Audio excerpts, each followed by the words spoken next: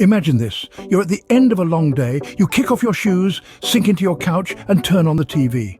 Suddenly, the aroma of freshly fried, hot, crispy mini samosas wafts in.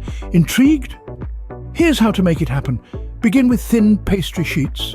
For the spiced potato filling, mix boiled and mashed potatoes with cumin, coriander, garam masala, chopped green chilies and fresh coriander. Place a generous spoonful of the flavorful filling onto each pastry square. Fold them into a triangle, sealing the edges with a bit of water. Arrange your mini samosas neatly on a tray. You can make a batch ahead for quick frying or freezing. Heat oil in a pan. Carefully fry the samosas until they achieve a beautiful golden brown color. Serve these hot, crispy samosas with your favorite chutney or sauce. A perfect appetizer or snack, bursting with flavor, ready in just 60 seconds.